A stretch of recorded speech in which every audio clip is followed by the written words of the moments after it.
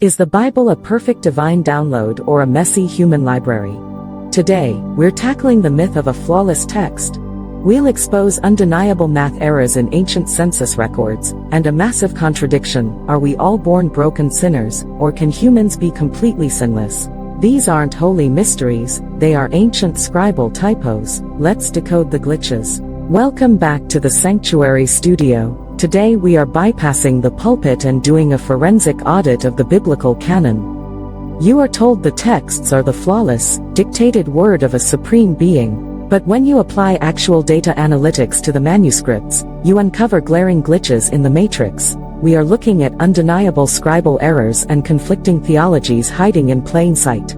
Let's open the archives. The doctrine of biblical inerrancy requires absolute perfection. If the text is divinely protected, the math and theology should align flawlessly across all books. But they don't. We have glaring numerical contradictions in the historical censuses and completely opposed doctrines regarding human nature and sin. These aren't divine mysteries, they are the fingerprints of human editing. Let's look at the actual data. Exactly, Clara. For centuries, religious institutions have demanded blind faith, actively suppressing the analytical mind. But when you examine the original Hebrew and Greek codices, you see the tired human hand at work. Transmitting texts before the printing press was a grueling, imperfect process. We find transcription errors, memory lapses, and later redactors awkwardly trying to harmonize conflicting dogmas. The true seeker of cosmic wisdom does not fear the contradiction, they investigate it. A rigid control system shatters when it hits a mathematical impossibility, but a genuine spiritual mind recognizes these texts as the evolving, imperfect records of humanity's attempt to understand the divine frequency. Let us examine the specific anomalies the orthodox gatekeepers desperately want you to ignore. The illusion of a perfect book is the ultimate tool for centralized authority. If you convince the masses that every comma and digit is placed by the hand of God, you render them intellectually docile. But the evidence of human interference is literally printed in the pages. By identifying the canonical glitches, we break the spell of literalism and reclaim our right to analyze ancient history without theological fear. Let's start with the mathematical anomalies. When the Israelites returned from Babylonian exile, a census was recorded. Look at Ezra chapter 2, verse 15. It explicitly states the descendants of Adam numbered exactly 454. Now, fast forward to Nehemiah chapter 7, verse 20, which documents the exact same returning group. Suddenly, the number of Adin's descendants is 655. You can't just magically spawn 201 extra people in a historical census and call it divine perfection. This is a classic scribal glitch. In ancient Hebrew, numbers were often represented by specific letters or complex tally marks. An exhausted scribe in a dimly lit room copies the wrong symbol, and the error becomes canonized forever. Mainstream apologists perform mental gymnastics, but the math is broken. The numerical discrepancy of Adin's lineage is undeniable forensic proof of human fallibility. If a hyperdimensional intelligence was strictly dictating every syllable, such a blatant mathematical contradiction would never survive the editing flaw. The Ezra and Nehemiah texts were copied and recopied by mortal hands. The orthodox attempt to explain this away as two different historical tallies completely fails. They are explicitly describing the exact same event, the return from Babylon. This is not a profound theological mystery, it is a clerical error. And if the supposedly infallible text cannot get a basic headcount right, how can the masses blindly trust its more complex metaphysical claims? We must strip away the illusion of absolute textual purity to actually understand the historical reality of these ancient documents. Imagine the ancient copying rooms. Monks and scribes working by candlelight, visually translating thousands of dense numerical symbols over decades. Fatigue sets in.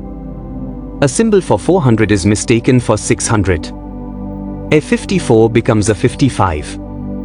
The ink dries, the scroll is sealed, and a human mistake is forever locked into the matrix, destined to be worshipped as absolute truth by generations who refuse to count.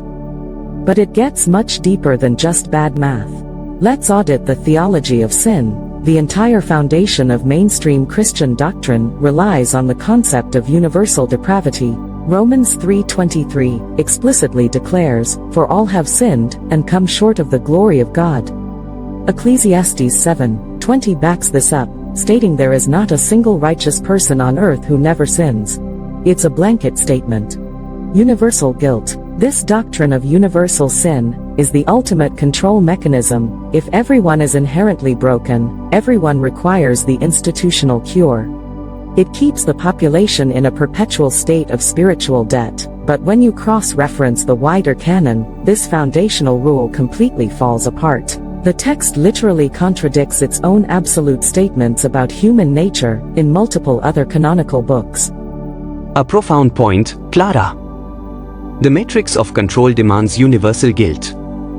Yet, when we read Job 1:1, the text describes Job not as a sinner, but as a man who was perfect and upright, and one that feared God, and eschewed evil. Genesis 6:9 describes Noah as a just man and perfect in his generations. The authors of these ancient texts clearly believed that a state of absolute human blamelessness was possible. The contradiction becomes even more violent in the New Testament. 1 John chapter 3, verse 9 states, "Whosoever is born of God doth not commit sin, for his seed remaineth in him, and he cannot sin." Read that again. He cannot sin. This completely detonates the theology of Romans 3. You cannot simultaneously have a species where all have sinned while producing individuals who are biologically incapable of sinning.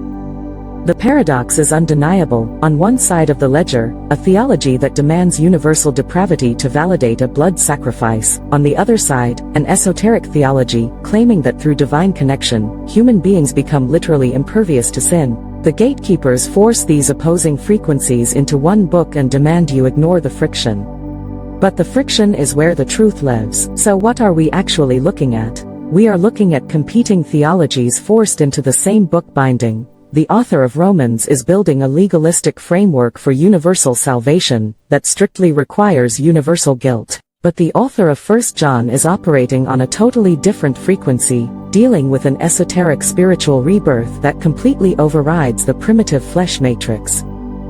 They do not agree. The orthodox system tries to smooth this over by claiming words like blameless or sinless just mean trying your best. But that is intellectually dishonest. The Greek and Hebrew words are absolute. The reality is, the Bible is a massive library of different authors arguing different perspectives over thousands of years. It's not a single, flawless monolith, it's a messy, human record of spiritual evolution. Exactly. When you force a library of diverse, debating ancient voices into a single, infallible dogma, you create massive cognitive dissonance. The contradictions regarding the descendants of Audit and the paradox of the sinless human are not tests of blind faith. They are profound invitations to wake up. They are the cracks in the walls of the orthodox matrix, showing us that the institutional narrative is heavily fabricated. Do not fear the contradictions. Embrace them. They liberate you from the absolute tyranny of literalism.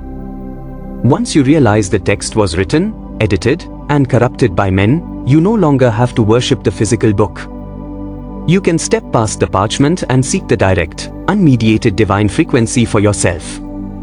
The ultimate truth is not bound by ink and clay, it is coded directly into the architecture of your own soul.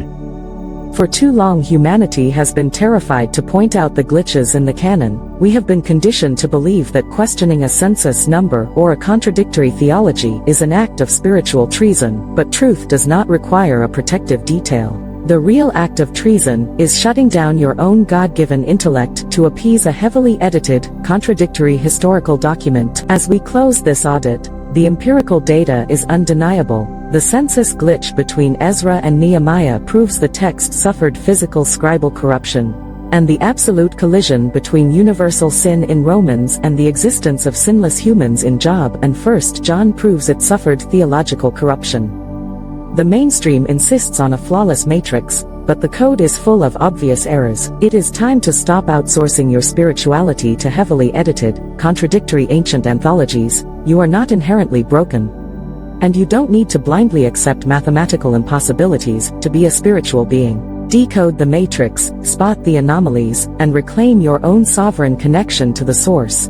The evidence is right there in the text, if you have the courage to actually read it.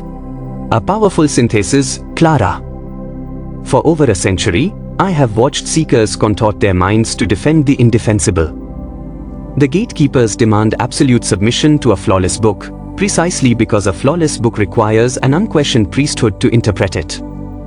But the scribe's tired hand and the theologian's conflicting dogmas have left a trail of breadcrumbs leading us right out of their ideological prison. The contradictions are not your enemy, they are the keys to your profound liberation. Question the numbers.